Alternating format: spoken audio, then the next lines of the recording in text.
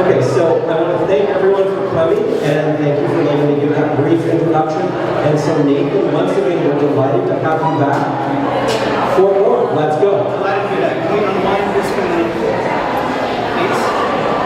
I'm very ambulatory. Must perambulate. Yeah, you want, yes. It makes Kim crazy because I've never shot. Hey, Kim. Wait, is that for me? That's for me? Do it again. I love it. Nathan, you and Kim go back a long way, don't you? So do we, Richard, so do we. All the way back to a magical time known as the mid-late 80s. When I introduced the two of them, well, Jack and Rose introduced them, but then I reintroduced them. It's a long story. We're not here to talk about that today. Yeah, you're scared. No, I take what you need. I'll get you a table. No, I don't want a table. Come on. I just think having things on a chair, that's just right. What would Edith Wharton say? Edith Wharton would have a thing to say about the suitability herein and there.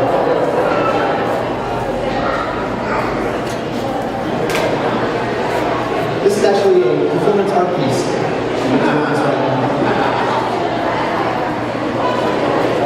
All right. Here we go. Ladies and gentlemen, let me say at the outset, thank you. Thank you for being here. Thank you for taking an interest in this particular topic. We live in an amazing time. We live in a time wherein the fabulous Fort Moore Pioneer Memorial is going to be restored. And, and whereby the Fort Moore Pioneer Memorial is going to be maintained and retained, God willing. And it will get some press, and it will get its due, its right and due, because it's important, it's magnificent. Geez, how shall we start? Well, let me say also at the outset that we're going to see a lot of maps and a lot of very similar photos. I'm going to have to sort of drill this stuff into you again and again and again about the lost and vanished topography of Old Fort Moore, because unlike my beloved Bunker Hill, whose topography is basically the same, but not together. I mean, Fort Moore has been basically completely erased. And so it's tough to actually walk down there and look up in the sky and get an idea as to where Fort Moore Place and California Street and Sand Street were the same, where they all were. So, let's begin. That's right. Aha! Well done.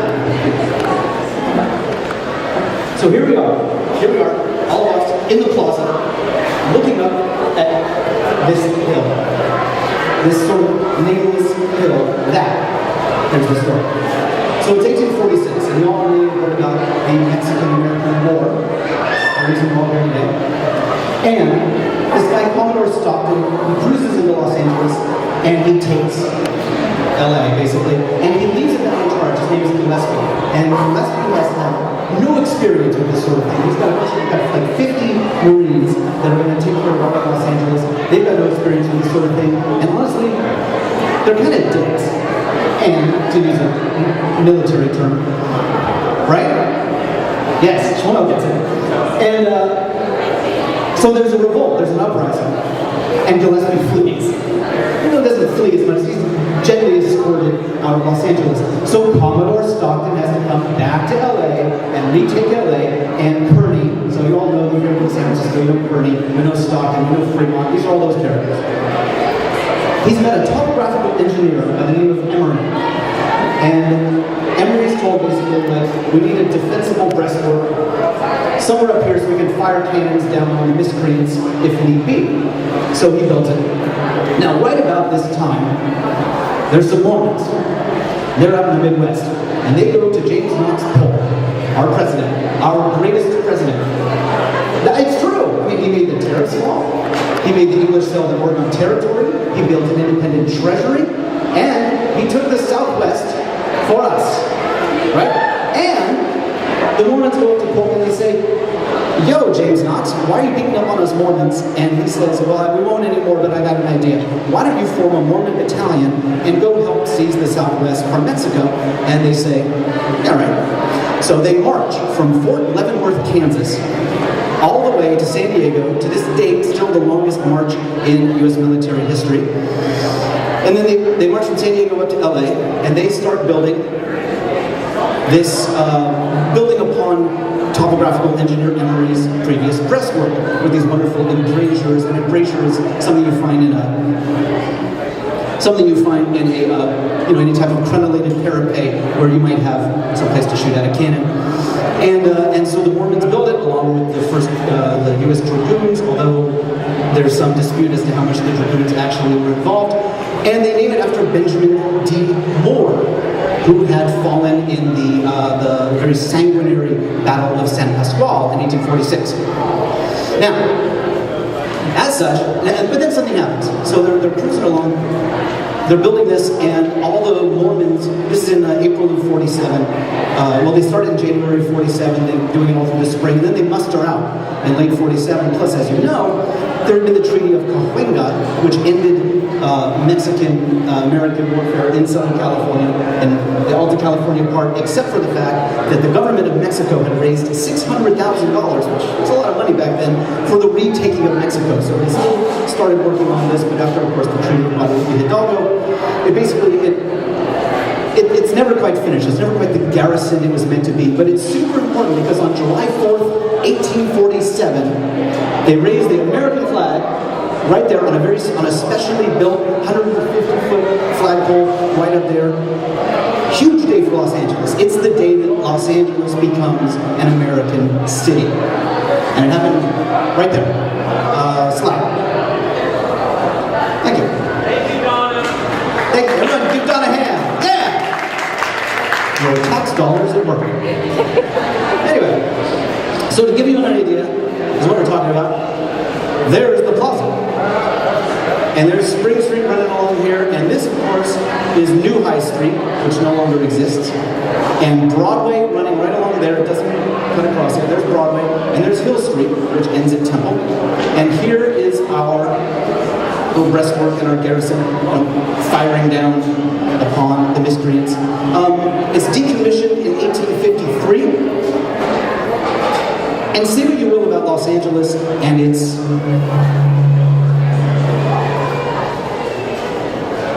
Kleenex history, but even in 1883 we had a historical society, and the historical society pressed to have this retained and maintained, and they went up to the city and the mayor and the city council and the board of supervisors and said, let's make this a historic monument. And the city, in their wisdom, said, well, we've got a better idea. Now I know this is crazy, it would never happen today, but the city said, we've got these developers and we're in their pocket, and so we'll sell this for a couple $100 and to the developers, and the developers within like 3 weeks had sold just a couple of the subdivided plots for $15,000, which is roughly akin to like if the city gave like a few acres in South Park for $300,000, and then the developer said thank you and turned around and sold a couple of plots for $15 million, which would never happen today. So there you go. The more things change, right? All right, slide. Right, so I need to give you an idea as to what we're talking about. This lost hill. Some of the parts that are still, Temple and Broadway still exist, but there was a big, there's a tunnel here, and Broadway ran up here, or 4th Street. Here's Buena Vista, we're going to talk a lot about that. Here's Hill Street, comes along here. This is all cemetery over the Grand. So Grand, California, Buena Vista, this whole area, that's what we'll be talking about. Now remember our cemetery, slide, is still a cemetery. It just becomes a playground. So that's why in the write-up for this I said it was going to involve, spooky cemeteries and teenage girls. So there were teenage girls involved. Along with, Slee Stack, as you'll see. And anything involving teenage girls in Slee Stack, right? Acquitted. Anyway, so, and you're going to see a bunch of maps. They're going to have a bunch of changing names. This is going to be Castellar. This is going to be Sand Street. This is going to be Rock Street. But basically, burn this image into your mind. All right, next. So, I'm doing it again. I've got to show you what we're talking about. So, when you see it, there are a lot of images that were taken from after the courthouse was built on Pound Cake Hill. Everyone started going camera nutty and taking photos all over the place. And so here's a typical one. This is looking up Broadway, which ends here at California Street. And then this is sort of a very typical shot, the Hancock Abandoned House at Fort Moore Place and Broadway. And then there's two houses behind that. There's Harry Chandler's house. We're going to talk about all these places.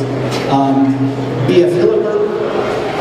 So this is sort of a classic shot of the wonderful homes that were built up here, not counting the ones over here on Buena Vista. And of course, right along here on Hill Street, that's the school that gets built. This is all cemetery still. And there is your Central High School.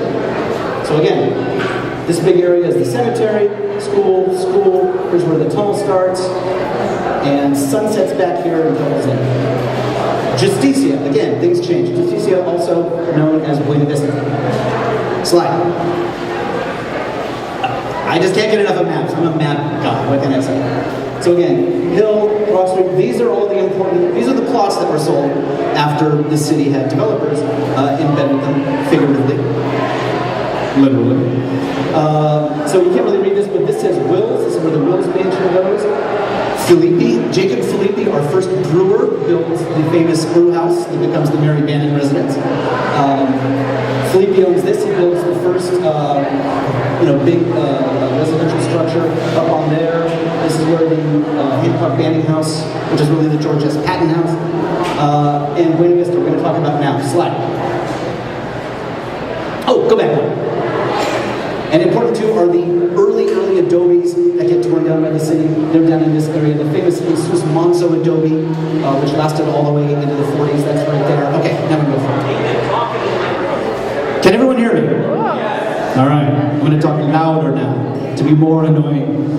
So here's an early shot, looking at from where Hill Street ends at Temple and then begins again. So this is Hill going up into nothingness. This all becomes the cemetery.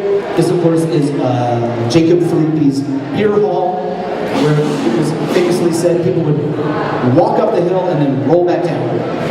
And this, of course, is 413415 North of Broadway, the first large residence built at the top, which was, of course, built by Jacob Philippi, who built that. So that actually faces onto Broadway. Broadway's going to run along the top this way, and right in front of the beer hall, Hill Street going this way. Okay.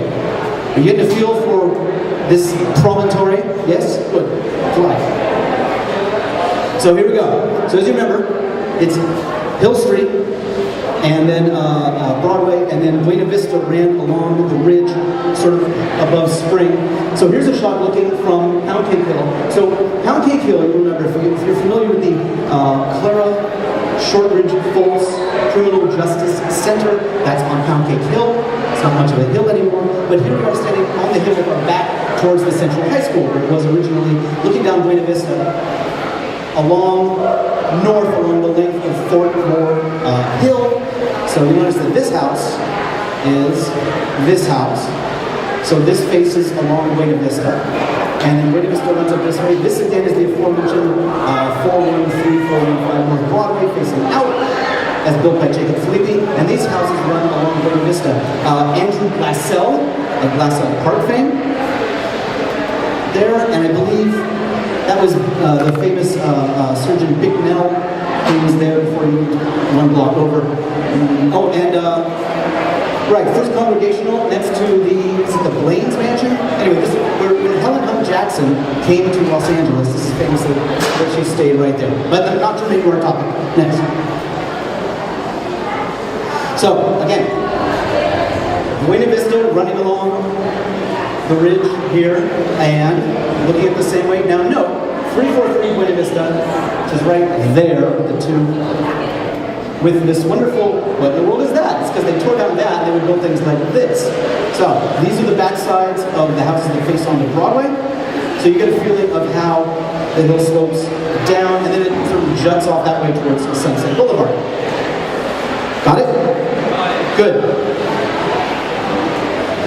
Another early shot, looking up towards, so Helen Jackson's pad is over there, Buena Vista's down here, sort of before it was developed.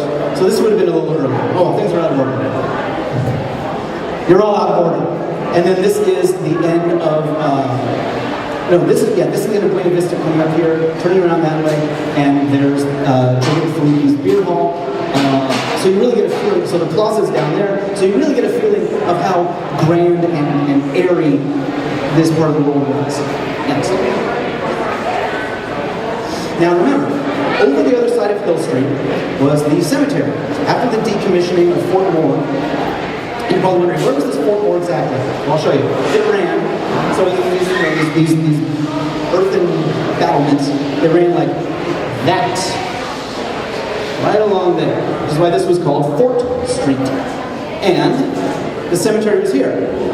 Independent Order of Oddfellows, Free and Associated Masons, this is firemen, and this is the Protestant cemetery. At the time, of course, Protestants couldn't be buried in Catholic cemeteries, and so the Protestants said, what are they going to do? They opened this up in 1853. By 1869, I believe it's given to the city. By 1879, it's basically abandoned.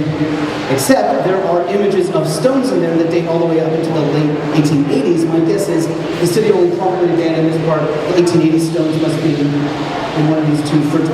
When you're a member of a fraternity, one of the nice things they do for you is they bury you. It means you're not going to die indigent. So someday you can all come to my Masonic funeral. Yes. Not if we die together. Richard and I have a suicide pact, but that's another time. Wait, isn't that tomorrow? Anyway, so these are some of these lots. So this is sort of the heart of old Fort Moore, the mansions. We didn't hear a lot about the two Hillikers, the Baker, the Wills, the Hancock Banning, aka George's Patton. So Milo Baker's here, head of the Baker Iron Works. E.P. Hilliker, B.F. Hilliker, Bitternell, George Patton, father. Because I don't like sports. So the part of my brain that would be filled with sports is just filled with all this other stuff. I don't know. The beer hall's here, and the Wills Mansion, arguably like the greatest of all the mansions ever built in Los Angeles, right there. Okay, so Temple Fort. If you're familiar with the WCTU building, that's right there.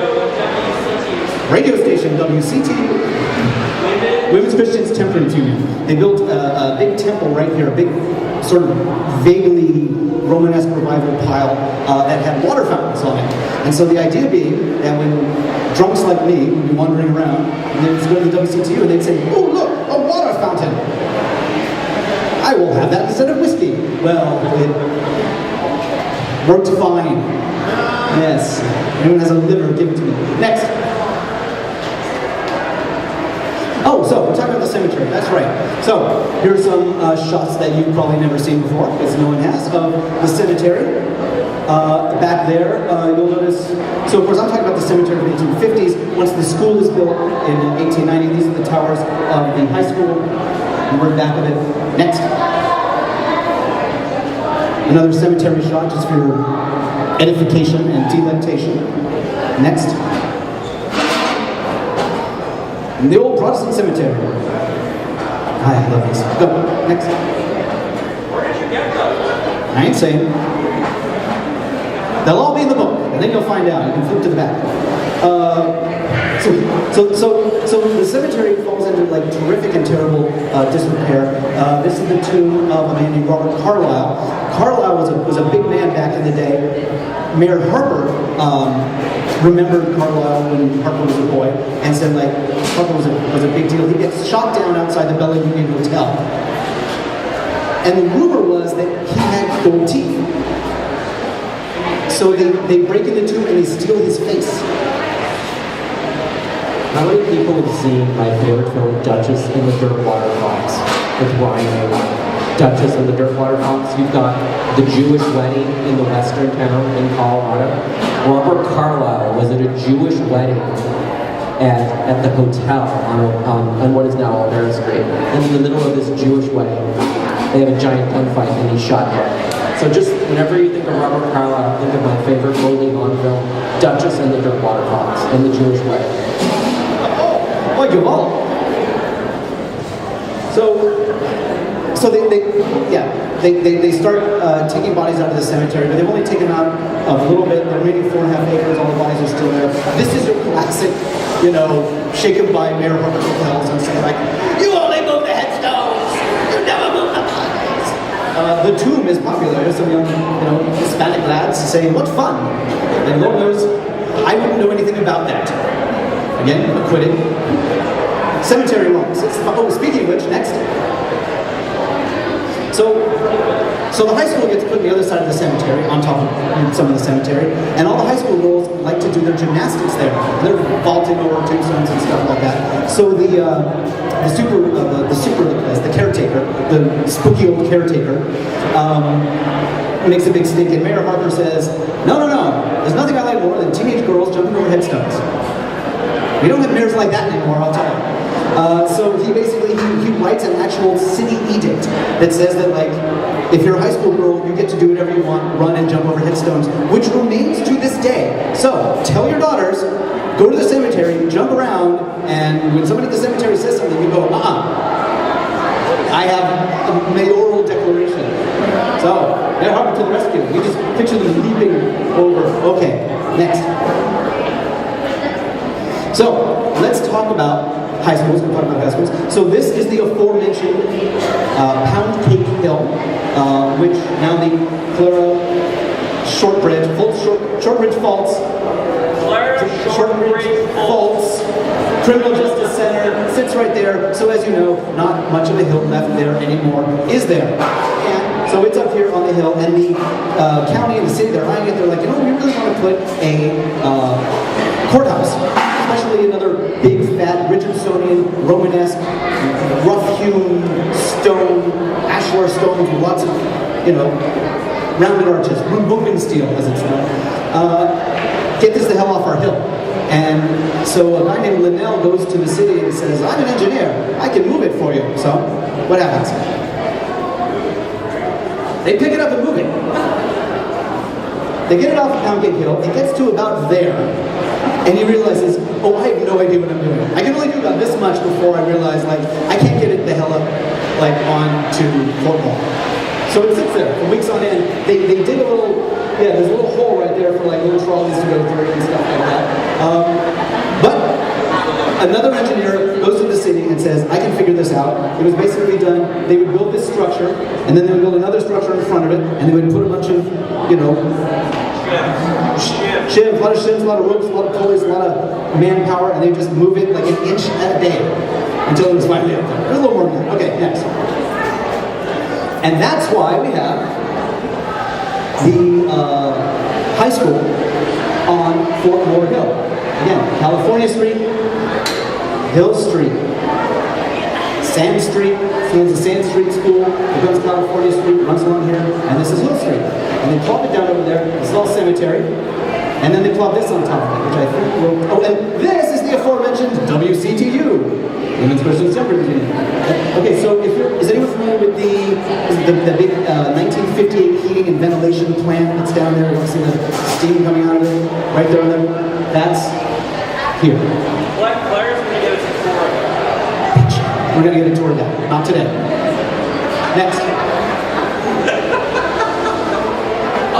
And I threw this in the last one. I like this. So the story goes. The 30th of December, 1882, Mayor Toberman famously electrifies Los Angeles. The first electric lights are turned. He flips the switch and he turns them on. There's a big mast at Maine commercial. There's another one at First T Hill, and turns on the first electric lights in downtown LA. But long before that happened, the electric lights were turned on Fort Moore. Don't forget that. Fort Moore was first. Electricity. And here it is. Some kooky kids, young America, determined on furnishing the city with electric light.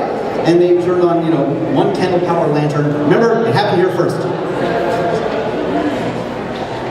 So, we're jumping back and forth a little bit because it's semi-topical, semi-chronological. What are you going to do?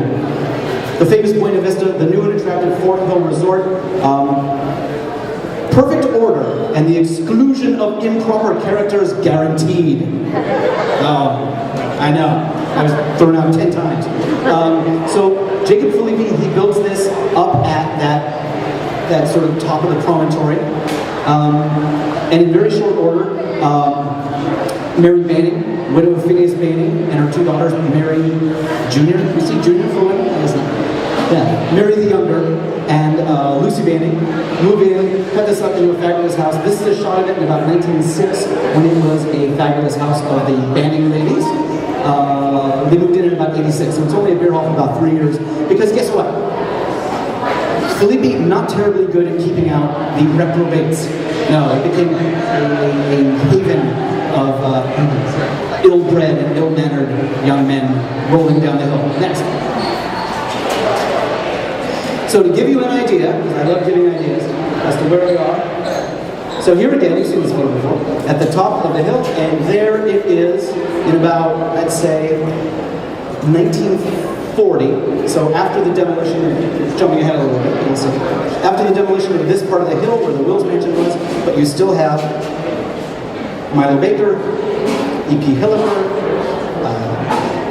George Patton / Hancock Banning, Harry Chandler, and the great B.F. Hilliker, Benjamin Hilliker, awarded the Medal of Valor for, he's like 9 years old, he's with a fife and drum corps. It's Vicksburg. I don't have to explain what Vicksburg is, I hope. And they're just getting slaughtered, and 9-year-old Benjamin Hilliker like throws down his little drum and picks up a rifle from a dead guy and just charges the enemy, goes nuts, starts killing them left and right, gets shot in the head, is left for dead, wakes up in the an mound of dead in Vicksburg 2 days later, gets up and says, I'm 9 years old, nothing would kill me. And he marched back to his unit, gets the Medal of Valor, settles in Los Angeles like any good, Civil War vet would, builds that house. Anyway, so again, this is there. Getting it? There you go. Sunset. Nathan, what about the federal courthouse in Boston?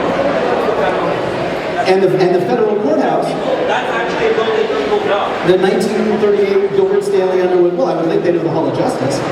Yeah. And there's the federal courthouse. And remember, they were going to build a courthouse. They started tearing up all this because they were going to build a courthouse right there, which is actually Stanley Mosk. That's all another picture. And then right here is where the tunnel is going to be. So this is Broadway, Fort Moore Place, Hill Street.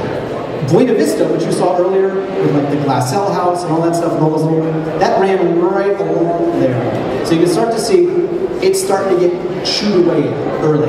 Okay, next. So let's look at some of these houses. Don't even get me started. It's so great. I've been killing myself for the last 2 weeks trying to figure out who the architect was, but we'll get there. So they take possession in September of 1886. Dr. John Wills and his wife Charlotte, and William Lemoyne Wills, who's also a doctor. They're big mockers down here for a long time. And here they are out on their porch. But you get a feeling for, so this is Broadway running along here, and this is their view. There's nothing out there from outside. I'm sure once the orphan asylum is built here, you probably have a great view of it on a clear day. Next.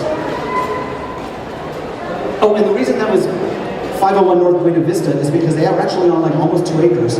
So Buena Vista was their address, but it actually faced onto Broadway. They had an acre of lawn going down to Buena Vista.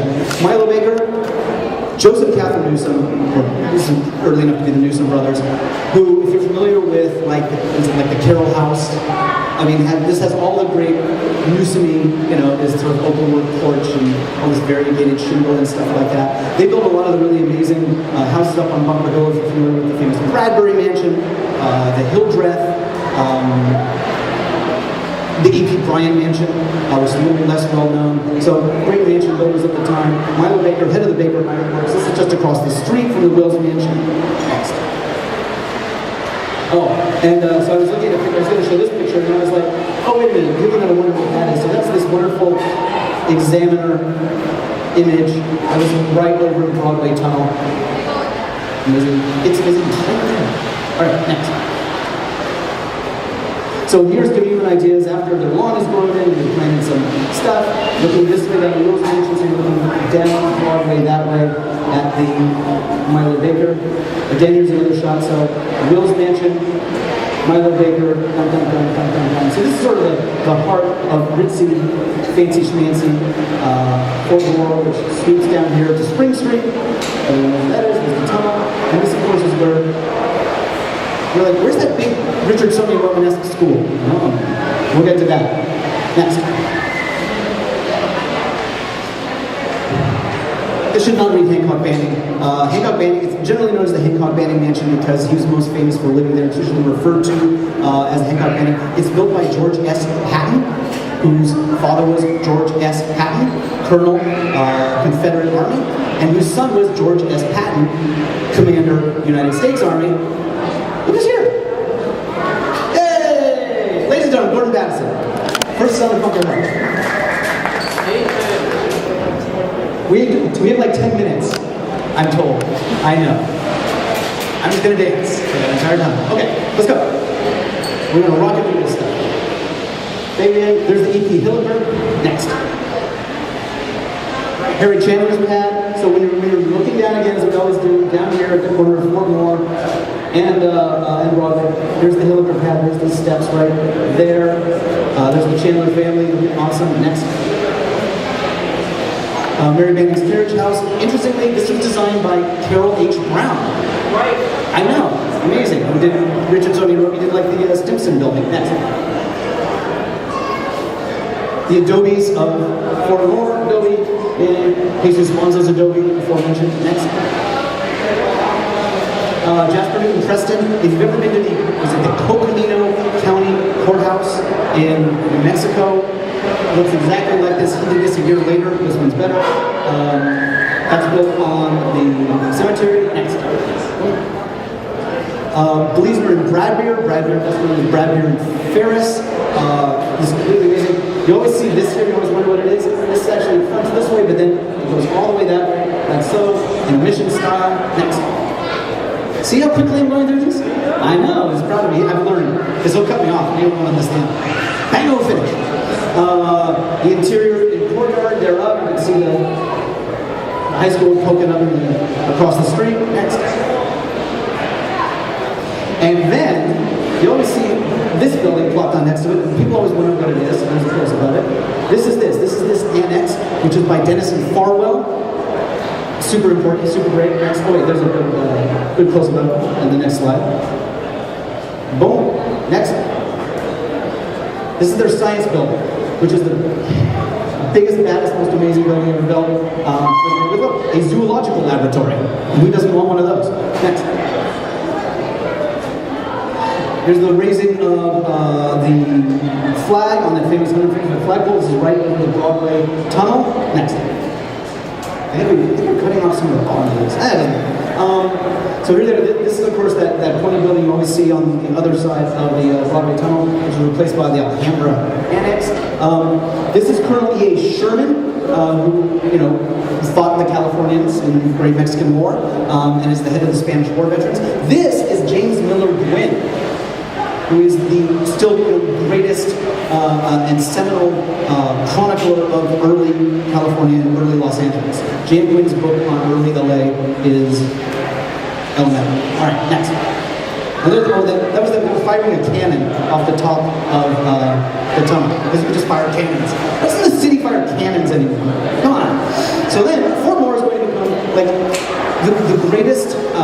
This is going to be like a convention center for 100,000 people with a giant dome. There's going to be a giant waterfall. Believe it or not, a waterfall down the side of Fort Moore. Crazy. In 1911. But it never comes to pass. Because Charles Mulford Robinson told the city, hey, city beautiful, put a big dome up there. And they said, okay. That never happened. Neher and Skilling, fresh off the Auditorium Hotel at Fifth and Olive. Next. Where's this? County? Anybody? No one knows? Disappeared awesome plaque put there by the DAR in 1916. Next. That was actually that was in the front yard of the Benjamin Hillenburg aforementioned Medal of Valor 9-year-old. So the Broadway tunnel comes in 1901. Before, after. See? There's all sorts of other cute little differences. You start to see, like, other apartment buildings being built and stuff like that. So it's starting to get built up. So it's starting to get sort of, much like Bunker Hill, it becomes, the rich start moving out in their inexorable march to the sea, and a lot of these get put up into apartments. Next. Nice shot of Broadway tunnel after they built these wonderful stairs here. That's where they were shooting the cannon off of. There's the famous flagpole. Next. I was going to mention how they moved the Alhambra 120 feet that way so they could fit the Hall of Justice here. There it is. And again, the same thing happened with Bunker Hill, that the tunnels sort of gave a feeling of isolation to these places because, you know, cars weren't driving through them anymore, they were just driving under them. And so they became even more wonderful and quiet. Next. Looking off the back of the Hill Street Tunnel, so this is how it looks like looking up Hill. And I want to point out that's the second tunnel that they bored. Broadway tunnel's over this way. Second tunnel people always forget about. This was a trolley tunnel that shot out on the sunset. Next. Oh, right. I was just going to show you the. So let's go over there. Right, next. I think we have about 70 slides left. And I've got, what, 3 minutes? So here we go. You always do this to me. Or I do it for myself. I don't know. That makes me the dumbest, actually. Or am I the... I get this... You spill the soup, I get the soup spilled on me? Yeah. So the Wills house, this is 1930. The Wills house has got to go. Here's poor Fannie Wills. As you see, you know, to go into Miss Wills' home is like stepping back half a century or more. Oh, what I wouldn't give. Although the Milo Baker house, the Newsom house, apparently was most famous for its paintings of wildflower poppies in its dining room. And thank you. And if ever you can't hear me, just yell at me. Next. Oh, and then it's the Depression. There's not much going on. So this is your radio X-ray device. And briefly, G. Warren Schufelt says, well, you see, me and these other guys, McCreary and Martin, we're hanging out with this Hopi medicine man, although his name was like Leonard Macklin, but that's not important. And the Hopi medicine man, aka Chief Little Greenleaf, says, yeah, 5,000 years ago, the place was full of lizard people, and all these catacombs underground, and they used to dig these catacombs using special chemicals, and they went all the way to the sea, and so the ocean water would clean it out and stuff like that. But now they're abandoned because there's some sort of, you know, fire from the sky. Oh, the fire from the sky is why they lived underground anyway. But the entire history of how we became a people, a species, is written on gold tablets. All these 500-pound gold tablets. So everybody went gold nutty and started digging up Fort Moore. Next. That's right, an actual image of actual lizard people actually at work. Sort of. And so this is the old Mary Banning place, aka the beer garden, and they're digging in the backyard. And so here's the old Will's place, Broadway runs that way. And they went gold nutty. And then about halfway through 1934, the story changes, and it's like, well, it's not really lizard gold, it's the Spanish gold. But it's still never found anything. Or did they? Maybe that's why the city tore into the hill with such fervor. So they're looking for lizard gold. It was not to be. Next. Oh, right. Just to give you a sense of how gold nutty we were. Looking for the catacombs. Intense. Okay, let's go. So, there they are speaking. You would think that the groundbreaking for Union Station was actually out in the Cribville, or Chinatown was. But the groundbreaking was actually nowhere near Union Station. The groundbreaking was here. This is where they started digging up Fort Moore. They needed 50,000 cubic yards of earth for fill to fill in where they dug out Chinatown so that they could build Union Station. So groundbreaking was actually there. There's the end of the Broadway tunnel. There's the banding pad. Next. And they start rolling through. So this is where, you'll get, remember Buena Vista? This is where Buena Vista used to run. And there's the backs of the house at the front on Broadway up there. And they're mowing it down. Next. The Los Angeles High School first loses its tower after the 33 quake. In 1936, it's demolished along with the annex and the science building. Next. And so this is about 1940. These houses are still here. This is the 1936 A.C. Zimmerman Mediterranean Revival School Complex. It's magnificent. It lasts all the way to 2002. Note that the cemetery has become a blighted hellscape, and they never moved the bodies, which they found out when they built the new high school, but we'll get into that. And the freeway, because the freeway's coming.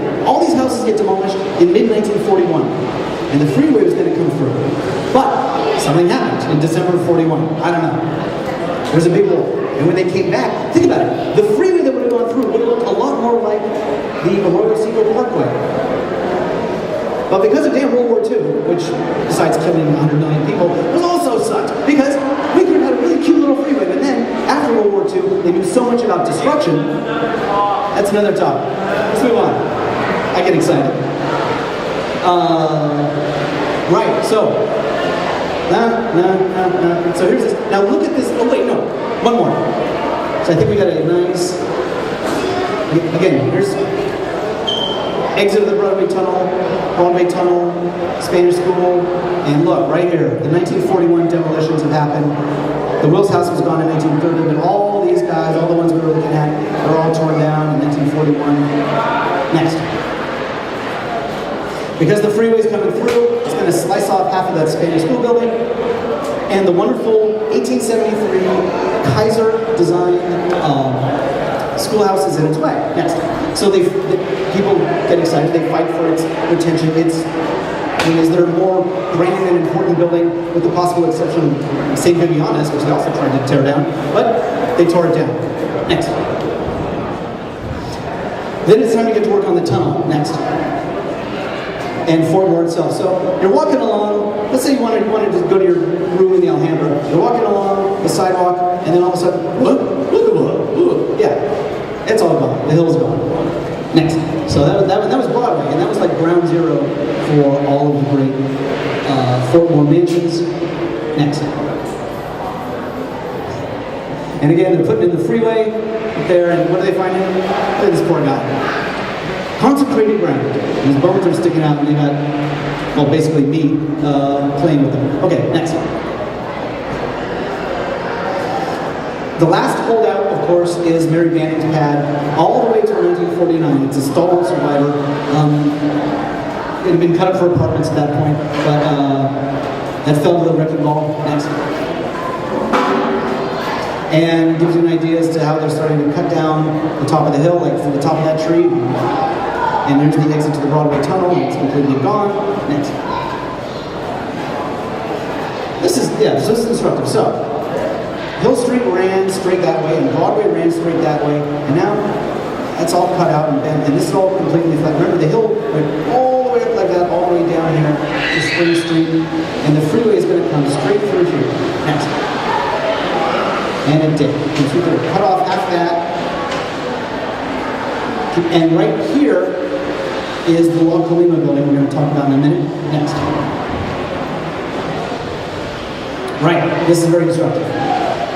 Yeah, it just chops it right off. And all these homes, they all disappear, including all the homes up there for this. And everything's just completely demolished. And in the back there, they're building this sort of late modern, wonderful A.C. Zimmerman, the guy who designed this, Board of Education building. You have 3 minutes. I got 3 minutes. Mutiny. Next.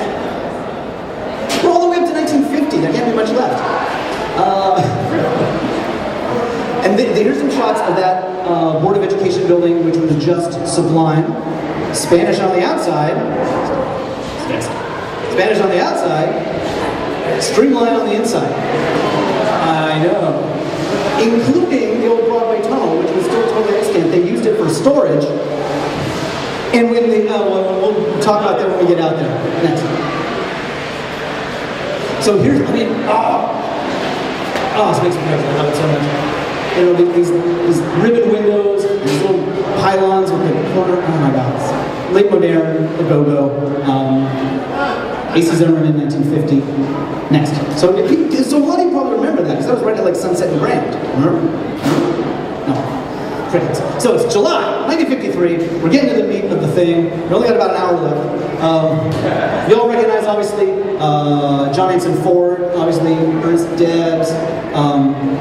This is Lucy Davis. She is her descendant was one of these pioneer Mormons, and it was her idea to come up with this memorial. Everybody recognize? That's Eugene Biscaloo's. Yeah, there's Biscuit. Okay, next. Any photo of Eugene Biscaloo's makes me smile. I don't know why. I just love it. And you will read everywhere that it's dedicated in 1957 or 1958. It's all wrong. It's dedicated to the 3rd of July, 1956. There they are, putting it together, looking awesome. Let's go. Next. There you go. Henry Christ, Gladiator Being, Albert Stewart, if you're familiar with the Millard Sheets Scottish Rite Temple on Wilshire, he did all the things outside. Adachi and Nagano, they do this. Next. They designed the whole thing. Next. You're going to go and see it. But I wanted to show you some pictures of it in its good glory days. Next. For example, this marvelous waterfall, which is going to be much a topic of discussion very soon. Next. There it is, water falling its way into wonder. Next. Next. Nice smoggy shot. Here's that great Board of Education building and the Spanish one. And I'll just give you an idea because it looks so much like those 19th century shots we saw. And everything. Next. Again. Broadway goes this way, he goes this way, it's back and forth, it goes around, just like that. Or, so you can see how sort of imposing it was back in the day before the Taj Mahoney was put in there and all that business. And there's our last remaining remnant of old Fort Moore. Next. Until this shot's probably from about 1980, judging by the parts, but it's gone dry. Because back in 1977, we had a drought. And we're like, well, we have a drought. It's like, don't get me started. So it's turned off, and so whither the poor Fort Moore Memorial is well-intentioned people with their waterfalls. It was not to be, they turned it off. Next. And it was left to sit and rot. Oh, and then they started tearing everything down. And I had no idea, because it's 2001, 2002, and I lived down there at the time, and they started tearing this down, and I'm like, I'm sorry, what? So they tear all this down. They tear down the 1936 Spanish/Streamline Modern school. Next.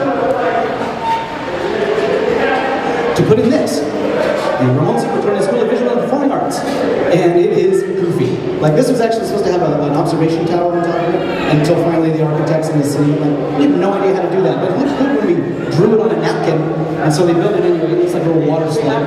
I don't know, 1 minute. It's like 1 minute.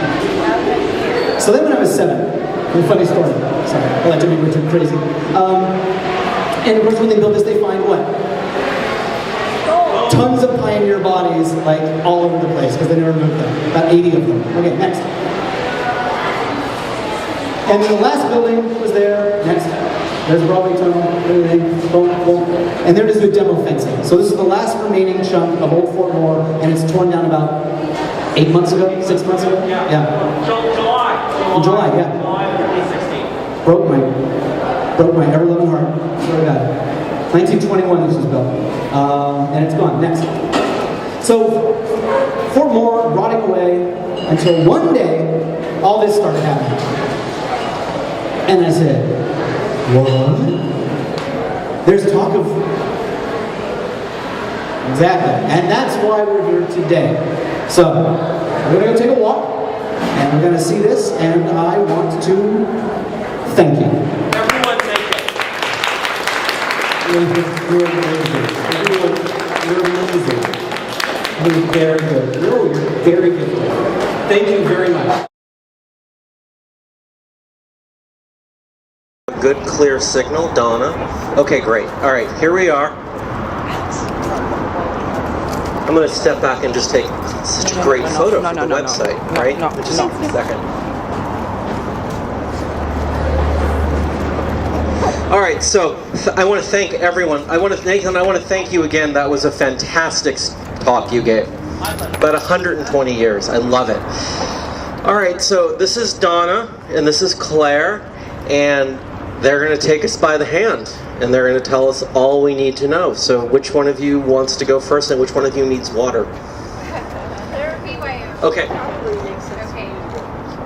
Hi, I'm Claire Haggerty. I'm the Civic Art Collections Manager for the Los Angeles County Arts Commission. So my job is to take care of the civic artworks that belong to the County of Los Angeles, including this fantastic monument.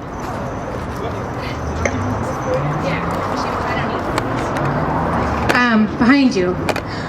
So a little, the quick, brief background of the County Arts Commission. Civic Art program. We were established at the end of 2004 when the County Board of Supervisors adopted the first 1% policy for art for the county. And that means whenever we do a big capital project or a significant restoration of a building, if it's over $500,000 or more, 1% of that budget goes into a special civic art fund. And usually that means, like if we build a new building, we'll create an artwork for that building. But we have flexibility with those funds. Sometimes we can use those funds for art programming, we can pool those funds, and if we're very lucky, we can use those funds for conservation.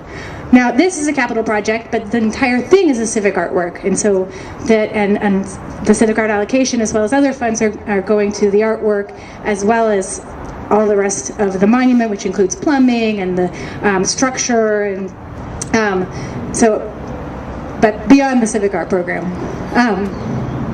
And I'm very happy to have Donna Williams here with me, who is our project conservator for the Fort Moore Pioneer Memorial. Back to our background real quick. Since the Civic Art Program's been in existence, we've commissioned over 100 new artworks. But since we started in 2004 and the county's been around since 1850, we also are in charge of looking after those historic artworks that were built, commissioned, acquired by various county departments prior to the Civic Art Program coming into existence.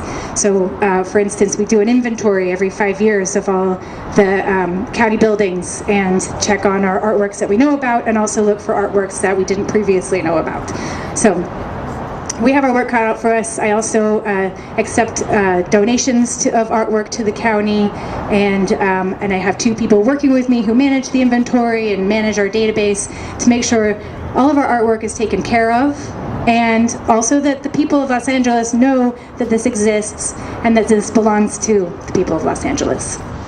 So, what's really, really cool about Fort Moore is there's a lot of historic documentation. I mean, we had that great preface with amazing build-up and a tough act to follow, really.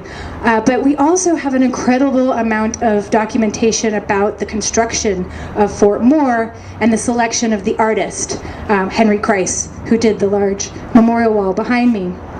So it was around 1954. A little bit before 1954, Mrs. Davis, from the Daughter of the Utah Pioneers, approached then Supervisor John Anson Ford with this idea, because this was going to have to be a retaining wall because the hill was being chopped away, to make this a monument to Fort Moore.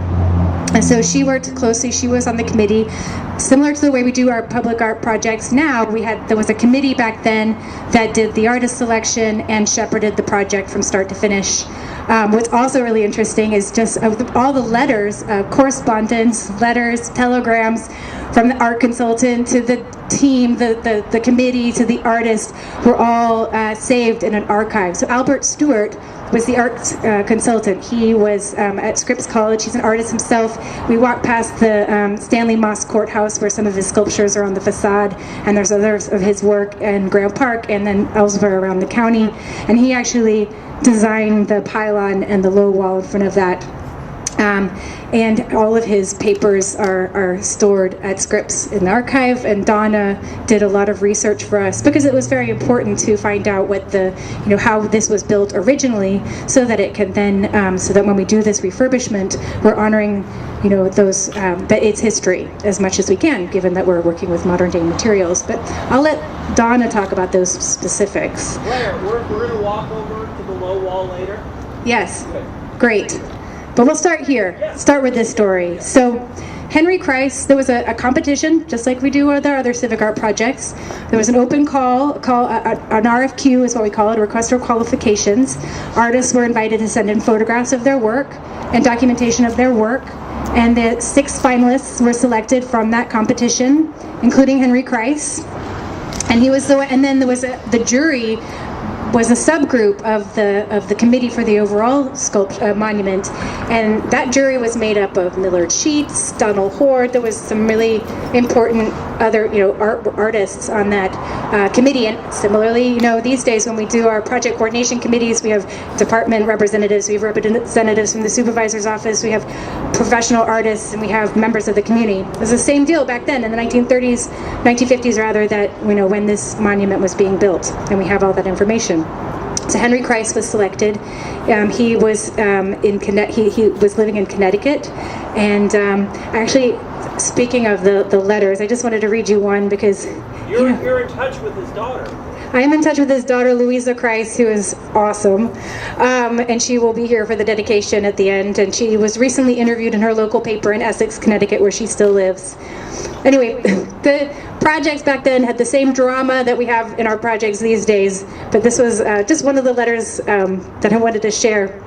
This was from Albert Stewart, the art consultant, to the Board of Supervisors about the artwork that was in production.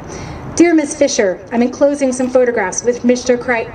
Christ has just forwarded to me, which are made up of many pictures to give the illusion of the whole. He is begging for approval, as the clay is now cracking up in the hot weather, and I would agree that the model will suffer if he does not get the word to cast.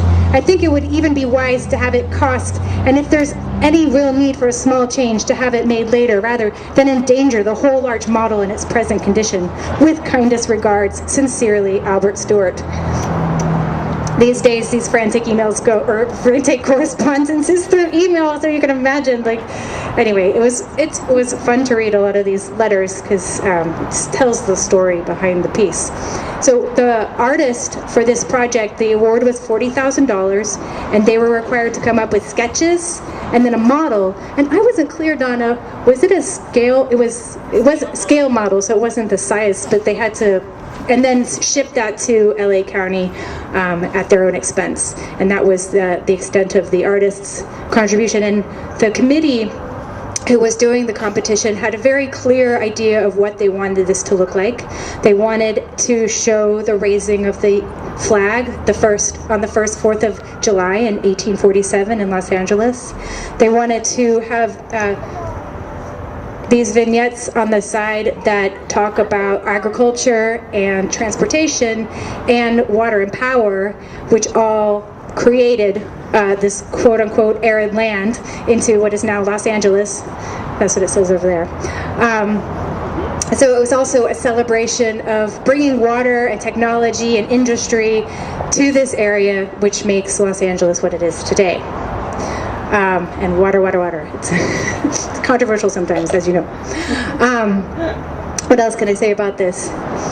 Donna, so then with the actual project itself, my role, I want to give props to our DPW project manager, David Palmas, here today. He's not going to speak, but he's really the guy in charge. Our Department of Public Works is overseeing this entire project. They're overseeing the architect, the general contractor, all the subcontractors. There's so many specialties that go into refurbishing this monument, and Donna and I get to play a role. As the collections manager, I'm overseeing our conservator, Donna, and her work. And, actually the art wall is in pretty good shape, but it does require some cleaning and repairs, and then the more technical stuff Donna will be definitely taking care of. But one of Donna's really big roles, probably the biggest, is to look at every aspect of this project and make sure that everything we're doing along the way is conforming to the Secretary of the Interior's historic preservation standards. This is not on it's not a historic site yet, officially. It's not on the National or the State Register yet, but we want to make sure that it's still it's eligible for that, because A, it's a really important monument, and B, we're putting all this work into it, and we want it to be, recognized. And I was quoted in the LA Times a few months ago saying that this is the most historically and geographically important sculpture monument in LA that nobody knows about. And it's true, you tell people about Fort Moore and they're like, what? And then, and people walk by, they drive by. This is a really, this is where Los Angeles began. It was, it's not without its layered history, but it is a very important part of history to commemorate. And the county actually it's been on the county's radar for a while to restore this monument. Back in 2002, there was a huge cost analysis done. A number of different vendors came out and put together cost estimates for how, what it would cost to restore it back then. And unfortunately, at the time, it didn't get off the ground. But here we are, and it's never too late, is it? Okay. So Donna is additionally, as well as making sure we're conforming to the historic standards, she's also doing documentation, photographing every aspect of the mural or the monument as it is now. So we have that for our archive, making sure we're saving bits of it for our archive. So we've just removed all of the tiles that were on the waterfall wall, and I'm going to have Donna talk about that in more detail, but we're replacing all of the tiles on the waterfall wall. Some of them were falling off. It wasn't structurally, they weren't going to hold, so we're having them all recreated. But the kicker is that these tiles don't exist as commercial tiles any longer, as they did back in the day. So we now have to have them custom made by hand. Every single tile is being cut, the colors being matched to the historic tiles as well as it can be. Materials have changed over time. It's been a real education for me. Oh, and we have a show and tell.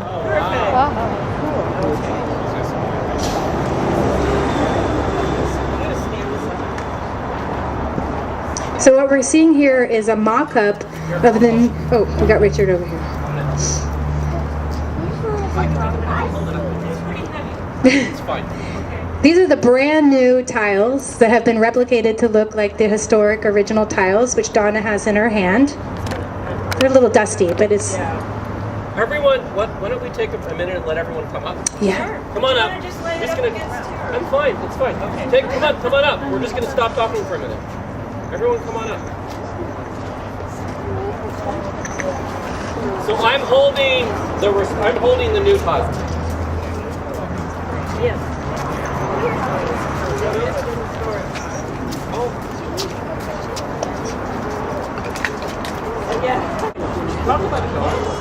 All right, we'll have Donna talk about it, but fun fact, there's about 180,000 tiles on the wall. It's about 80 feet square, and we're going to replace all of those sets. They're in production right now. Okay, so my name is Donna Williams, and I'm a conservator of art and architecture. I'm in private practice. Oops, sorry. Is that better? It's better. Okay. So as Claire indicated, I'm working on the project as a conservator, fulfilling two functions, basically. One, to make sure that we don't make any modifications which would make the monument ineligible for registration with the Department of the Interior. And two, to perform the cleaning tests to help with both cleaning and repairs so that we have a better understanding of historic materials and that we create specifications that contractors will follow that will not produce any damage to the surface, both in terms of gloss or any potential damage that would take place over time by the use of overly aggressive chemicals. When you talk about Section 106, I think what you're saying as a deliverable is in the future you can apply for this to be on the National Register. That's correct. Right. Yes. So that's so Yes. the goal is to keep the path to National Register status open. Right. You don't want any roadblocks. That's right. You can put that down now. I can? Yes, it's very heavy. I was surprised.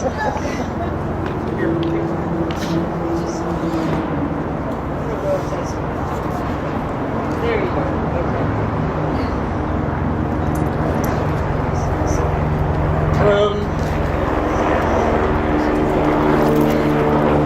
So initially, my scope of work has basically been to perform some photographic and written documentation.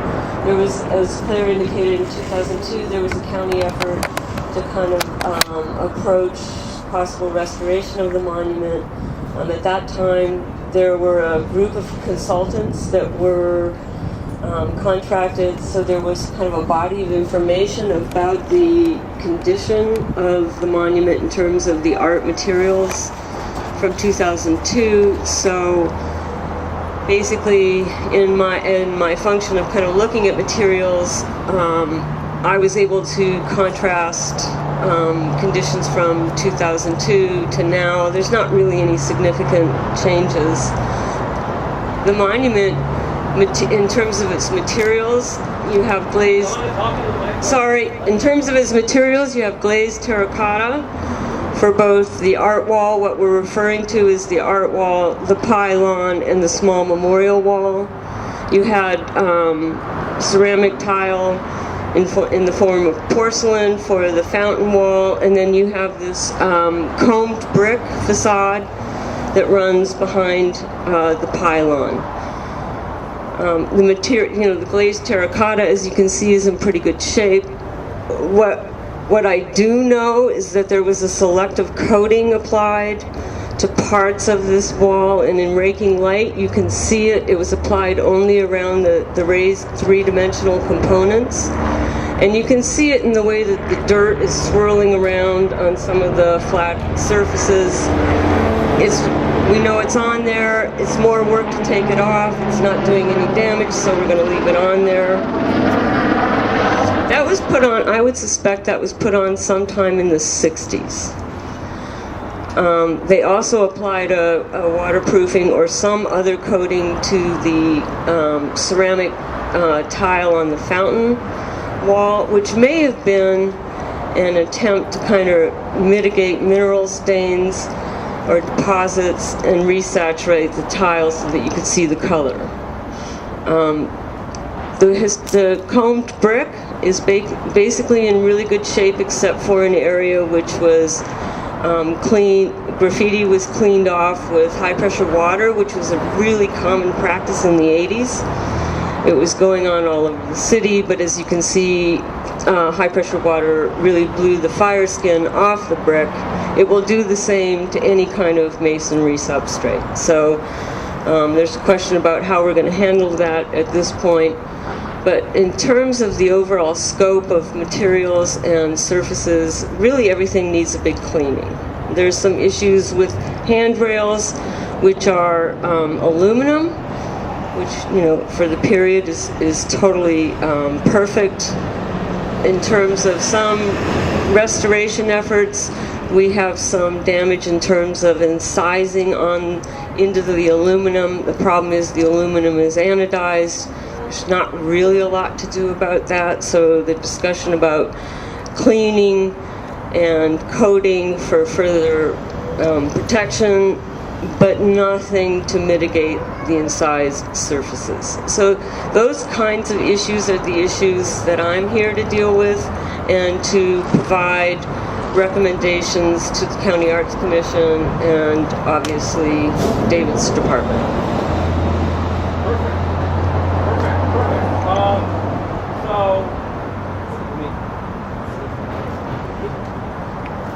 Do you want to walk?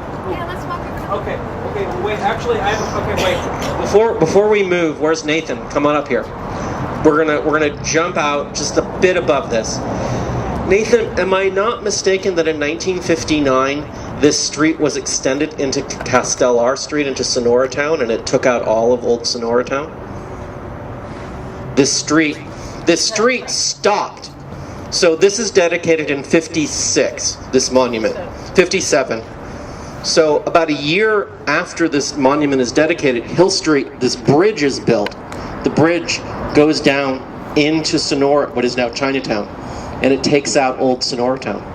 And that's just one of these last great gasps of old Los Angeles, is this street is extended. Castellar Street runs into the foot of Fort Moore Hill, and it takes out Castellar Street.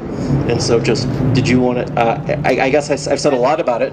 You did. It's complicated. I would welcome the opportunity to show you all a bunch of maps and aerial photographs for about 2 hours, and that's part 2, exactly. Okay, good. So I just wanted to mention Castellar Street and the extension of this street. I'm embarrassed that I didn't bring it up downstairs in the basement. Okay, so let's walk over.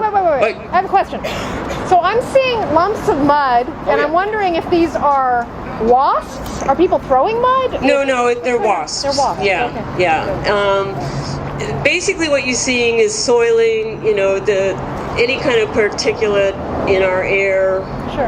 Because I mean, there's some really solid stuff. There. No, there are solid wasp nests. Okay. I mean, but you see a little bit of some condition issues in the middle of the soldier's hand with the two smaller scale soldiers. You can see kind of an orange color, and what you're seeing is the glaze has spalled off the surface.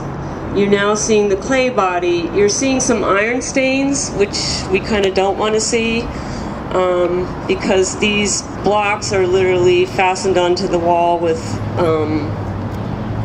iron ties, wire ties. So they're bleeding through. So we obviously have some water penetration, which means we need to think about mitigation measures for that. Getting the caulking or the repointing done, because that's probably why water's going in. The grout between the blocks has kind of shaken itself out. So those are the kinds of things that I will be dealing with.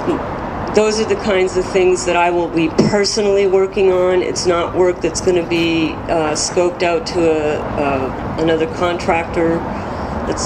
And then I'll be doing some of the work on the small memorial wall, which you'll see when we get down there. Can Nathan and I come help with you on the scaffolding? You have to ask David. What are you going to do about it? Jesus loves I used to be a I was a brick mason's apprentice. I can come help. I can just help. I'll sign a waiver. Okay. Donna, it's true that Gladding McBean was the manufacturer of the terracotta, and this was their last civic project? This was their last, it was the last large-scale terracotta block project. So by the 1950s, when you go around downtown, you can see a lot of glazed terracotta clad buildings. Almost everything. Almost everything. Right, and this was the last big-scale project. And it wasn't originally going to be terracotta. There was talks about it being concrete or an aggregate. Well, there was talk about concrete. There was talk about some kind of stone finish, and the documentation isn't clear about how this material was selected. But it was definitely a selection that had some input from the committee. All right, so we'll walk over to the memorial wall now and see the pylon too. Perfect. I think we're going to talk about this low frieze right here. So if everyone wants to come over here, and then we'll move into the shade. But this is... I'll keep it snappy. Yeah. So this was designed by Albert Stewart, who was the art consultant, and I don't know exactly how it came about. I mean, they had this big competition to get Henry Christ to do the art wall, and then I was reading in some of the minutes that Albert Stewart just offered his services for free. Borgen. So he probably got paid to do the actual work, but he offered to do the design and of this part of the monument. And so what you're seeing pictured in the low memorial wall is the westward march of the Mormon Battalion, which Nathan mentioned, which is still the longest infantry march in history. Quite impressive, and coming all the way to California. And you can see, I'll let Donna talk about the cracking and stuff that we're seeing here. This is probably, of all the true art elements of the monument, this is the one that's suffering the most. And then talk about the pylon. So what we do know, what you're not seeing now, and some of you may remember, is that across the entire top up there were some very large trees. Some with roots that are extremely water-loving and found their way into drains. If you look at the base of the wall, there are drains to allow moisture and water to kind of pass through, get collected, and find their way out to the street. This wall is in the condition it's in because of water, and the water, and as well as the terrazzo floor. We know that there's a drain that took water from the pylon, which is open at the top, collected it and was to bring it out to the street. We also know that that drain was completely clogged with tree roots. And what has happened over the years is that water has been allowed to collect here. It's not only from the pylon, ground, any kind of irrigation, surrounding irrigation water, as well as the caulking to the flagpole for the granite panels. You could see that there were various caulking campaigns. Some of it was missing. Water was collecting there, and when we took that granite panel off, you could see that there was a huge pool of water behind the panel, saturating into the other side of this memorial wall. So what you're seeing is the fact that this cracking is happening, I'm going to be pretty positive that is happening at a point where you have a physical attachment of the block to whatever's behind there. And we have some historic drawings, but you can't always take those as as-built.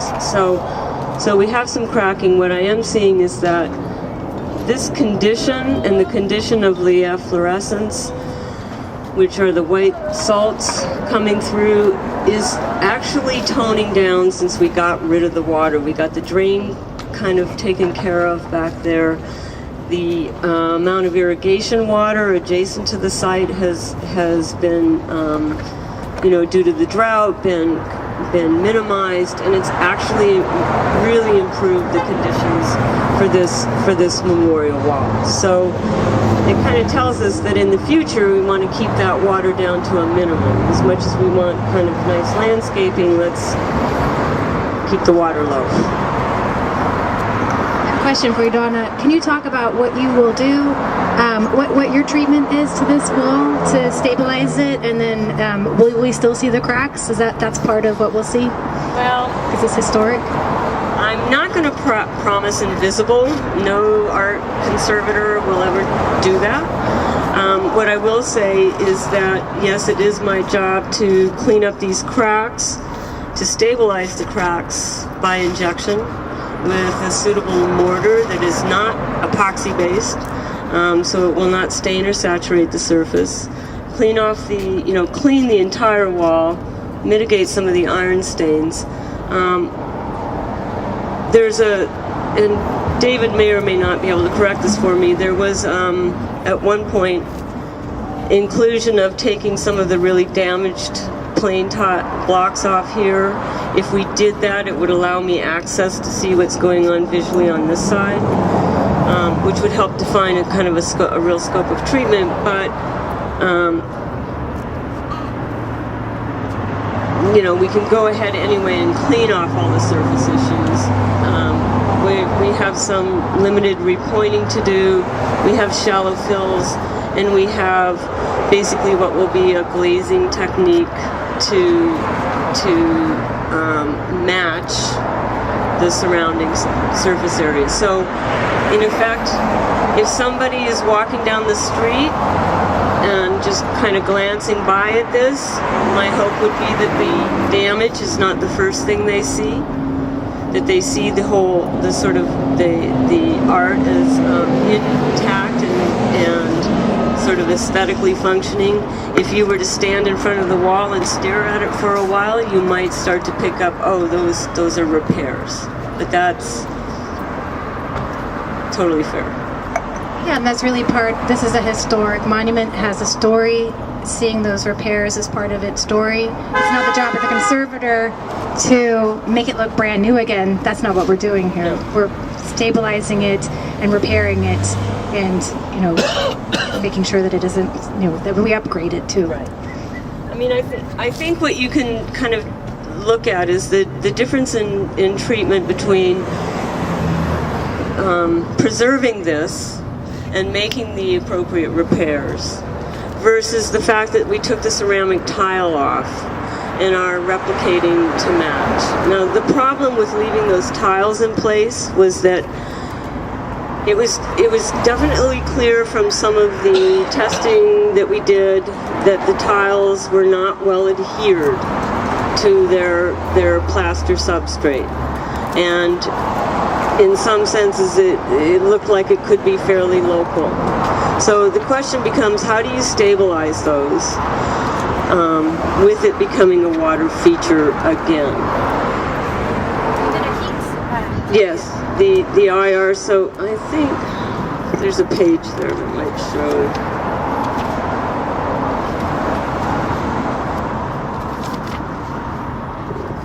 Can we move into the shade? Yeah. Yes. Because we're sort of in a weird spot where everyone's not standing. Got it. Let's move into the shade. I'll hold this. So, probably, I don't know if anyone can see it. You might want to just come up and look at it later. But it was one of the non-destructive ways we had. Oops, sorry. It's one of the non-destructive ways we had of seeing how much of the tile may or may not be well stuck to its plaster substrate. Now you can go around. I mean, still one of the really easy ways is to just basically take either a quarter or a little hammer and you go around and you tap, tap, tap, and you can literally hear the sound of whether the tile is really solidly adhered or whether it's, you're hearing like a hollow sound, and you know that it's not really stuck. So basically what we were seeing here is areas where you had sort of all this adhesion down here was suspect. You also had losses at the top that were repaired in 2002. Those repairs did not hold. So sort of a steady gathering of information plus a look at the analysis of the bedding mortar, which is what the tiles are stuck to, which was not performed by me, suggested that we really didn't have a good substrate. We really didn't have, those tiles were not really well bonded to the substrate, and that the substrate itself was not in really good condition. So all of that being said, and given that this is kind of, a restoration effort that hopefully is going to last another 70 years, that we go ahead and remove the historic tiles. We've documented their historic configuration, we've kept samples of the tiles and the bedding mortar for the county archive, and go ahead and reproduce them as best as we can to match the historic. In this case, this wall, while being in, fair to poor condition, is still structurally really sound. There's nothing to suggest that it's going to fall apart. It's not going to create a life safety issue, which the tile wall would, should there be a failure. And everything that you see is repairable. So the whole push to evaluating materials and features here is preservation is the top priority. It is the standard. It's not rehabilitation in terms of we are going to replace things that we don't like how they look. Everything here that's performing while having some visual issues is slated, is going to stay. Now, that being said, this terrazzo, as we can see, is pretty damaged. It's part of that whole water problem that existed here. The terrazzo is going to be removed. It is going to be replaced to match the historic. So you will not see a different color here. They're going to match the cement matrix. They're going to match the aggregate and all of the insets. There's a really serious bump here. I know. Really serious bump. Yeah. Okay, where are we? I Okay. was talking about the terrazzo and why we're using this. Okay. And did you guys see the tree that's coming through so there used to be trees along this entire wall, top of the wall, and the roots were coming in to the monument, really, and these trees, if you look at original, the historic photographs of the monument, the trees weren't at the top.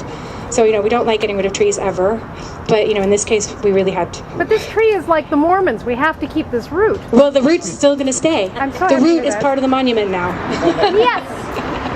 Viva the root. A couple fun facts. The inscription below the eagle on the pylon was originally supposed to be across the entire monument. And at one point, it was one of the committee members, I don't know if it was Mrs. Chandler or Mrs. Davis, who said, hey, why don't we put that inscription under the eagle? And Albert Stewart, our faithful art consultant, thought that was a terrific idea because A, they needed to figure out what they were going to put underneath the eagle, and B, it was going to be a challenge to carve into the brick wall. So it solved two problems. Second fun fact. This right here? Yeah, this inscription right here. Who added in the God stuff? That's a good question. Not me. Yeah, because for It is 9,000 years people this lived part, here. the monument is honoring a lot of different histories, but it also right here is talking. It's about the historic Mormon March. So there's a lot of stories behind this. It's layered. Another fun fact, super fun fact, is that we are pretty sure there is a time capsule behind the date 1957 inside the flagpole. We have reason to believe this because we have letters from the committee talking about what was going to go into the time capsule, and I have these in my binder. If you're interested in reading it, it's a lot of photographs and articles, because originally there was a flagpole here before the monument was here, and in that flagpole there was a time capsule.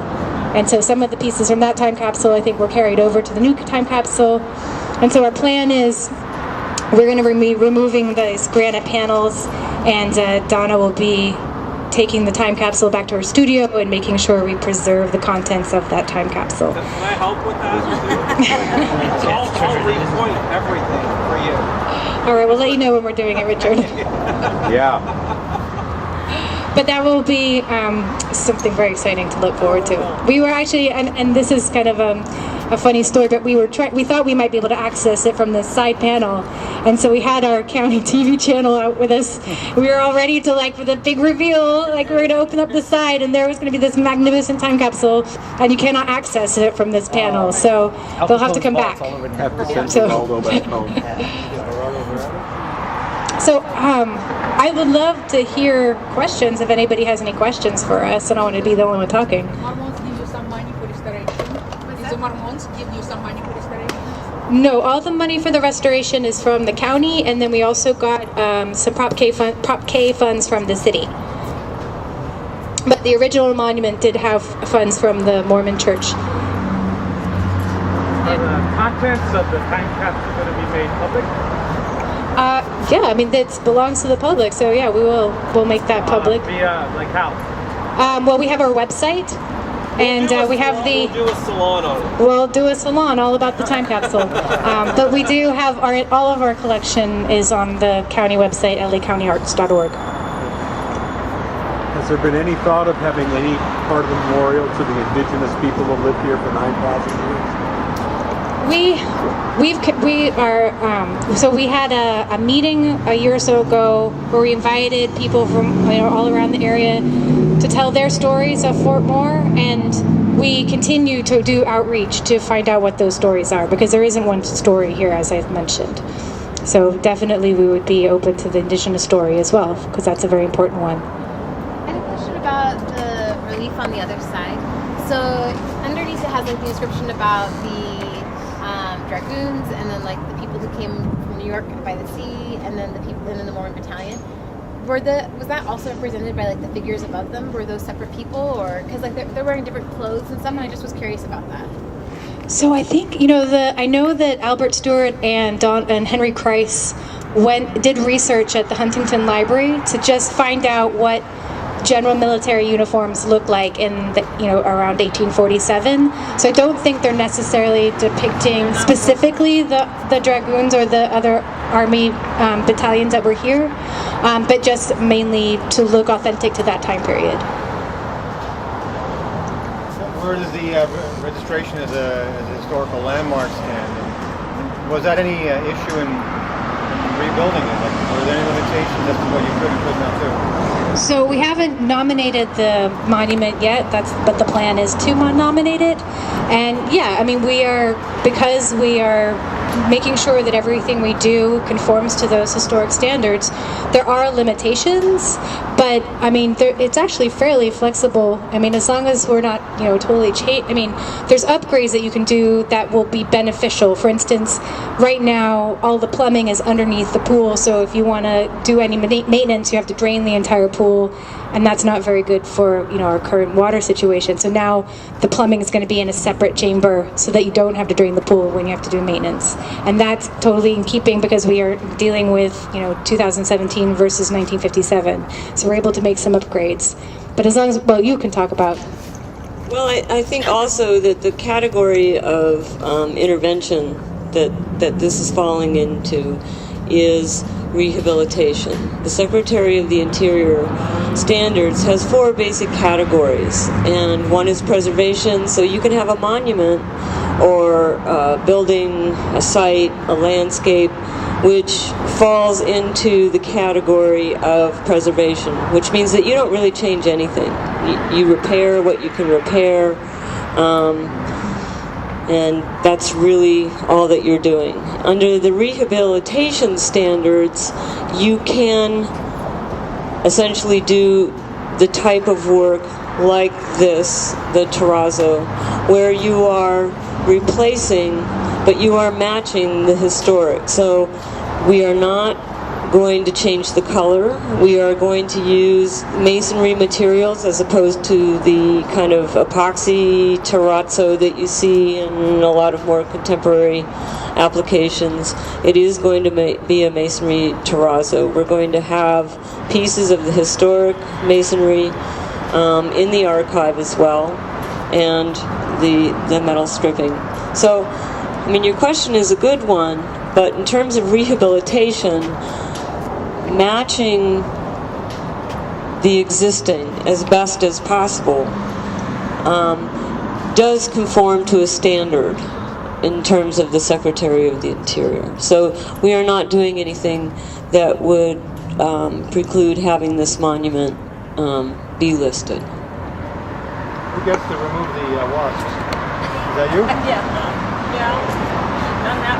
She's fearless. So we hired her. What's your timeline, including the capsule? That's a very good question. What is the timeline? The timeline, well, so that was a question for our DPW project manager who went away already. But we're looking at this taking about a year. But, we just got started. We just started with the fountain, and, as you know, construction projects, usually it's hard to predict sometimes how long they're going to take. But I think as we get further along, then we'll have a better understanding of when we're going to be completed. And so I don't know yet when the time capsule is coming out, but we will. We'll keep you posted. Yes. I had a question. Are you planning to put anything, I know that in the documentation that we had about the time capsules that when the first time capsule was removed from the flagpole, there were things in it that were not put back into this new time capsule. So I was wondering, is the county going to put something in this new time capsule? And if they are, what is it? That is an excellent question, Donna. And I can't tell you yet what we would put in the time capsule. That's really a discussion to have with the project team. But that's definitely food for thought. I am confused about where exactly the fort was. Are we standing on where it was? Nathan. Where was the fort? Yes, it's a very good question. So the question is, where was the fort? There. Yes. So Hill Street, instead of making this little diggy-doo that it does, it used to run, Hill Street ran right along, right behind the top of the monument up there, and ran that way. There's still a little thing called Hill Place up there. That's the basic old roadbed of Hill Street. We gave a tour there once. Yeah. Broadway ran right over there from where the Hall of Justice is. And remember, there was the tunnel going through it, and then the hill sort of with the Hall of Justice. The hill went all the way up there, and then that dipped down towards Spring Street. So the fort was right about this area, but right along where Broadway was put in after they, sold it in 1883, famously. So, How much altitude above where we are? geez, well, about the height of the top of the wall, or a little higher actually. The hill was brought down quite a bit, even there. So, give the wall another 15 feet, and then over about 100 feet that way, and that's where. So you really get a sense, therefore, of like when they were up there putting their embrasures in and putting in their cannons and stuff in 1847-8, like how much they could see of the plaza and keep an eye on goings on down there. Is the answer. Bomb that poor little village down there. And bomb it. Well, you got to bomb it to save it. That's something we learned. Exactly. And then where was the cemetery? Very good question. And the cemetery was right on the other side of the top of this wall. Right on the other side of Hill Street, which Hill Place, again, runs right along there. So where the school is there, from California Street, now gone, which is down around where that tree, about where the freeway is, to about Yay, there's the Masonic Cemetery, and the Oddfellows Cemetery, and the Protestant Cemetery. From the top of that wall stretched almost all the way to Grand Avenue. There, it just we went about 30 feet east of Grand on that side. So, big cemetery. So Nathan, since we're here and you're talking, the Hill Street tunnels. Hill Street had two distinct tunnels. We've just walked from Grand Central Market. Sunset is just at the bottom of this hill. Try, since we're in the middle of it, to give us a sense of these two tunnels. Yeah, well, the first Hill Street tunnel went from about First to Temple, from First and Temple. And it was over there, and that was the twin bores, the 1909 trolley and the 1913 auto bores of the two tunnels, and you see lots of pictures of those. And then, as you jutted off right about there, back all the way to between Temple and California Street, was the bore of the second Hill Street tunnel, which went under through here. And there's tree roots dangling in it right now, all the way to Sunset. So it popped out right that way, as opposed to the Broadway tunnel, which started over there.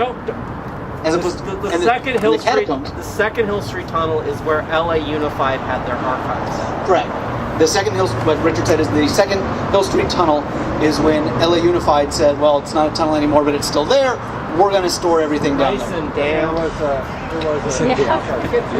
That was a streetcar line, yeah. And so back in the day, 15 years ago, 16 years ago, you would stand out on Sunset and you would look at the old, right here, like, Sunset near Grand, you'd be like, hey, look at that giant tunnel. I hope when they build the Ramon C. Cortines School for the Performing and Visual Arts, they keep that tunnel entrance because it's awesome and it's historic.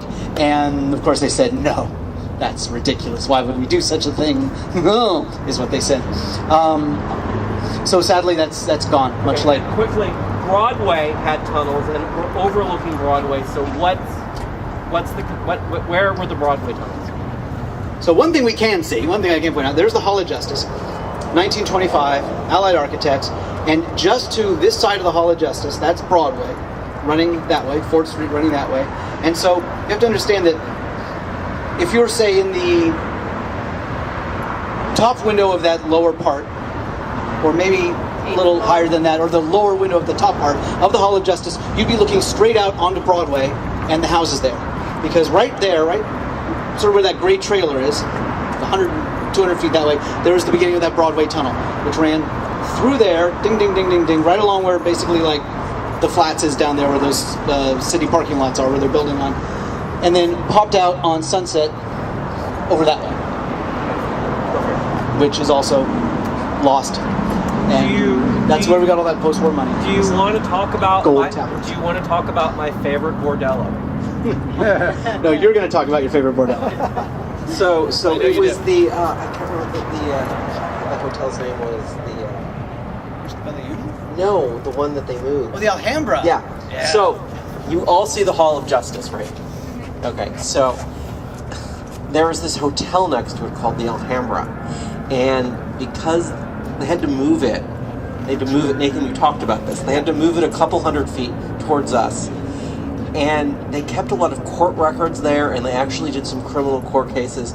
But the owners, it was a bordello, and they actually sued the county for loss of revenue. And so they moved it. They said, no, we have to generate so much revenue. You can't, if you take this from us, we're going to lose all this revenue. And so they moved it.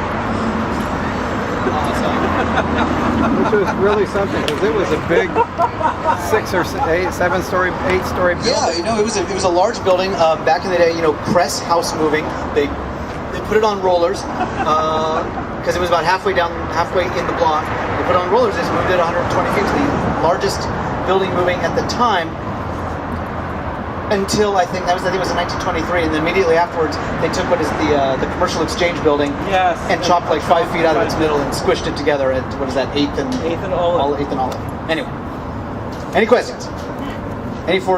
Yes. A lot of what is here is very beautiful, and you preserving this art is really wonderful. I've got to say that the words that are written along with it are a lot of people would argue with them historically. They kind of imply that the Mormons came here, beat those Mexicans up, and it became California. Well, it says California Republic on our flag, and we only came in on condition that our constitution, our state constitution, would be recognized, and we didn't become a state until 1850. So, the part that's the beautiful artwork and the fact there were Mormons here, that's all great. But anywhere where there's words, I've been reading them, I'm having a little problem with them. I kind of tend to think of it, first of all, as there's an element of art to that. You can't take away the words from the monument without really causing the whole context of that artwork to fall apart, to not function anymore.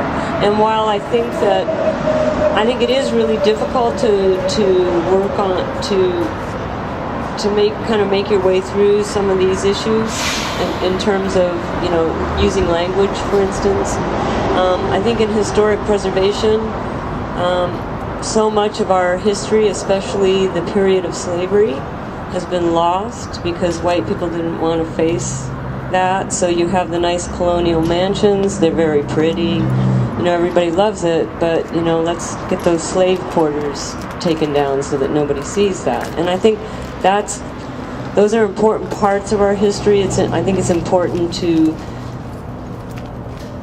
sort of take them at face value. You take that at it is a record of the time and of our culture, not so long ago. And I think, to some extent we just have to own it. From the point of view of being a conservator, it's not for me to say, I'm presented with this artwork, with its materials, with its context, and it's my job to make sure that I don't do anything to damage that, either now or in the future. But when you etch things in stone, because, I bring kids around, and it's a historical thing. They read it, they're buying this etched in stone truth that actually doesn't represent what historically happened. One perspective, perhaps? And then another perspective. I think adding other perspectives is a good idea, but this is one perspective. Right. Can interpretive material along the lines of what he's saying be added without ruining the possibility of a designation? So we've talked about how we can do interpretive signage to talk about the history, and then also, I think it's important for us to continue doing public events around the monument, because there is a conversation to be had, and if we should talk afterwards, because if you are taking kids here, you already have a relationship and you're doing educational programming around this monument. I'd love to talk to you further about what we could do potentially for programming with the county, because I think as somebody who is my role as the collections manager is to program around our artworks so that they don't get forgotten, or they don't get misinterpreted, or they don't become irrelevant. It's still a really relevant conversation. So, but it's tough because you're right, it's etched in stone. Because the capital of all of California at the time was Los Angeles. When we agreed to become a state, gee, they put it up at this little nothing town up by the gold fields. So we lost our status as capital of California.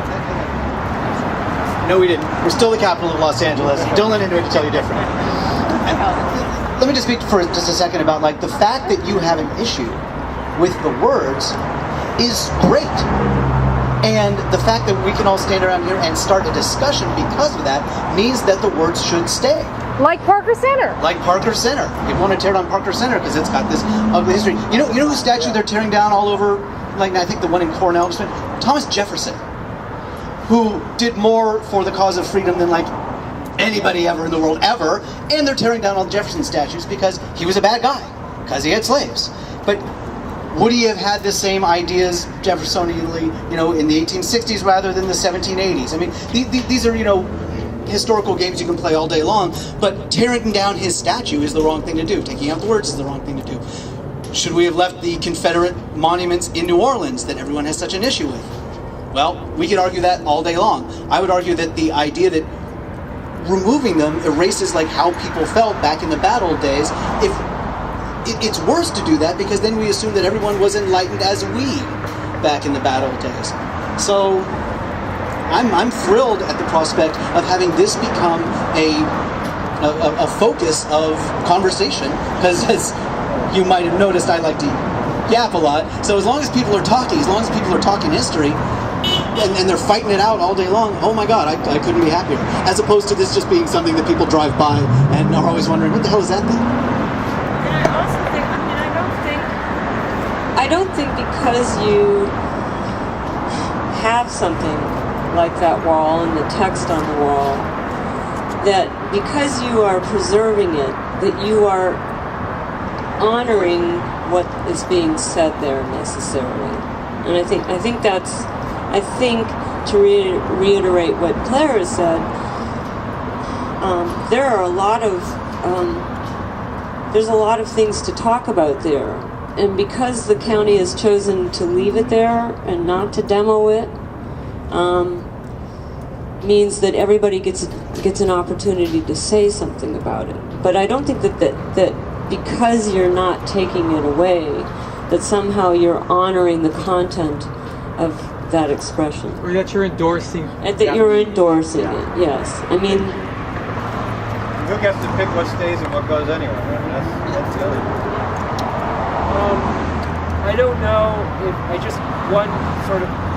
don't know if I don't think either of the two of you can speak to it, but there's a giant county construction project just here. They're putting up a giant residential mixed-use reuse. So the refurbishment of this monument, this giant residential commercial project, which is going to tie to Union Station. I mean, this is. Do you have any? I mean, I guess Nathan and I can talk about it for a second, but just the notion that the county is going to connect. If the county wants to connect Union Station to this monument via this project where these cranes are, I mean, this is a very big deal, and this is something that the county's been talking about for 20 years. So the Union Station master plan, I'm not an expert, right. But what I understand of the Union Station master plan, I don't think it's the county necessarily building those, but we're working with developer. Okay. I mean, so you can't quote me on this, but I do know that at some point we talked about having an interpretive pathway from Union Station up to the monument, working with La Plaza to put in signage that takes people through the history of the area and up to Fort Moore. But the content of those signs, but I've been in contact with La Plaza, and it could be something really cool to have and would interpret this monument and the history of this area much more than there is right now. Interpretation. Good. Okay. Yeah. Are there any other questions? Thank you so much. I want everyone to thank.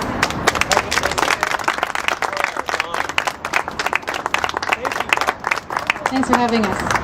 Thank you, all of you. Thank you. Next month's salon is the Charles Bukowski Salon. S.A. Griffin is going to speak. We're going to meet at the basement. S.A. is going to read a poem or two, talk about Charles Bukowski. We're going to walk over to Terminal Annex and read the opening chapter of Bukowski's novel Post Office. Which you can see. Pointing to I'm pointing to Terminal Annex because you can see it. To the Terminal Annex is right there. Terminal Annex is right there. We're going to walk over to Terminal Annex, read the opening chapter of Post Office, and go over to Felipe's for a French dip and read the poem Felipe's that Charles Bukowski wrote. So stay tuned. Tunnels. There are lots of tunnels in the future for lava. And Claire, I think we have another walk or two in us for civic art in the Civic Center. Okay, so you can look forward to this. Godspeed, God bless. Thank you guys so much. Ask us questions. Thank you. Thank you.